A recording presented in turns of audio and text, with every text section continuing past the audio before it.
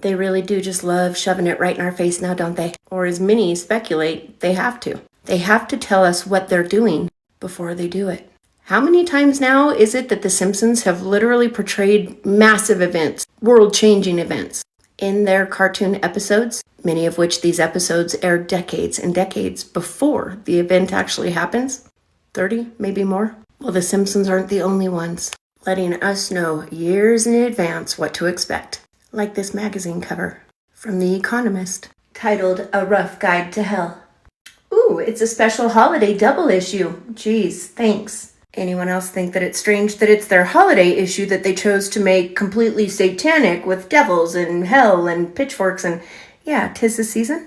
But before I walk you through this cover of this magazine, this eerie prediction, whatever you want to call it, of a magazine cover, I'd like to introduce you to the owners or partners, partial owners of the magazine called The Economist. The Rothschild. Shocked face. And before we start delving into the different specific items on this cover, I'd like to draw your attention to the year that this was published. 2012. Christmas double issue. Again, yeah, that's very Christmassy. And the fact that that cover was made 11 years ago, one specific item on this cover will shock you. And so I'll get to that last. But on this cover, they outline the 7 deadly sins. And some very familiar faces along the way, which again, we will go through one by one. Let's start with lust.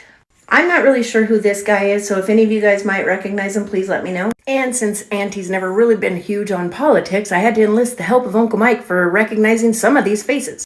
So I might not even say their names right, but Uncle Mike thinks that this is the General David Petraeus? I don't know. We bring you lust, the first sin that we're going through of the 7. Coming in at a hot second, we have gluttony. Apparently, America and oil. Again, politicians and politics are my weak spot. I thought that might be Pelosi. I don't know. But Uncle Mike thinks it's the Chancellor of Germany, Angela Merkel. Sloth is laziness, especially in things like business. Moving on to greed, we have bankers going in what looks like mine carts for a coal mine maybe. But what I find suspicious is the mountain cave, the opening of the cave. Seems to look an awful lot like, I don't know, the mouth of a giant. Many of us are aware that a lot of our mountains do look like petrified giants now, don't they? Food for thought. And now there's envy. Had to enlist Uncle Mike's help here too, but he thinks this is a French leader, Macron.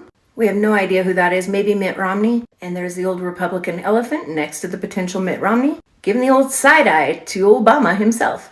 Which brings me to Obama. This one is interesting to me because the one sin that they chose to use Obama for, to represent, was the same sin, the one sin that was ultimately the cause of Lucifer's demise. The one sin that got Lucifer booted out of heaven? Pride. Yeah. Which if you saw my video about the Antichrist a few weeks ago, you might understand why Auntie is now scratching her head. I mean, isn't every American president full of pride? So why Obama? Right now, more than ever, people are trying to figure out who is the Antichrist. Because it does feel like we are apparently in those times, the end days. So people are trying like crazy to decipher and figure out who the Antichrist might be. I did a video a few weeks ago that explained perhaps Jesus actually gave us his name in the Bible, in Luke 10:18.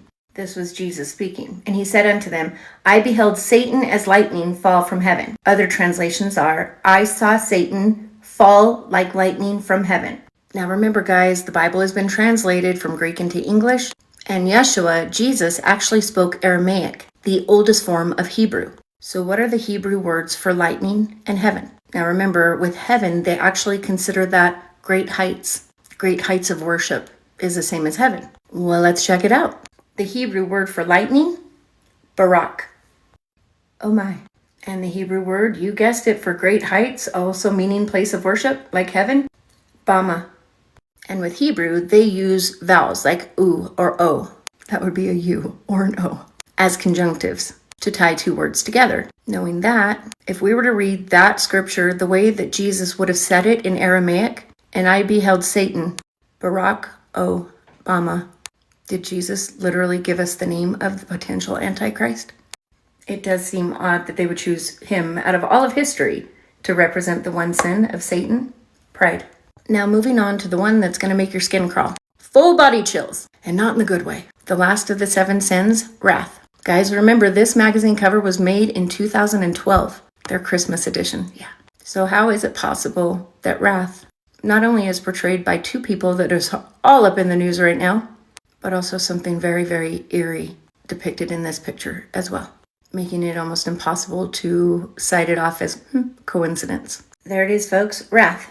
And don't worry, I'll zoom it in a little bit better so you can see it. But this one on his helmet says Hamas, and clearly you can see that is Netanyahu with the Israeli flag on his. The part, for me at least, that is the most bone-chilling about this depiction of Hamas and Israel, Netanyahu, see it clearly says Hamas, is this, the fact that they are hang gliding. Just like they did when they invaded that concert, the concert out in the desert where Hamas parachuted in, invading an open area concert, a brutal attack on innocent festival goers in Israel. Doesn't that seem oddly suspiciously specific? 11 years later. But outside of the 7 deadly sins on this magazine cover, there's more. So let's run through that too. Here we have India and China shoveling coal, all while Satan himself stands here next to this machine. What does that say? Climate change? That's odd, but not as odd as Satan himself holding this exact magazine in his hand. Same cheerful Christmas edition as well. We have multiple little devils here on computers, on the internet, and one, it says Hacker Center. This one took me a second because at first I thought it was Ronald Reagan, but now I have to say, guys, it's obviously Simon Cowell. Because look at the X's, the 3 judges, and there's a devil there singing for Mr. Cowell.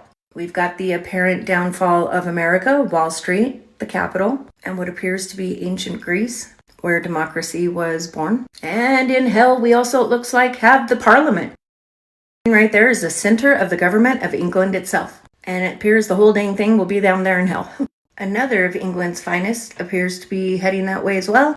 British journalists. We know that tabloids can be brutal, but nowhere near as bad as the ones in Britain.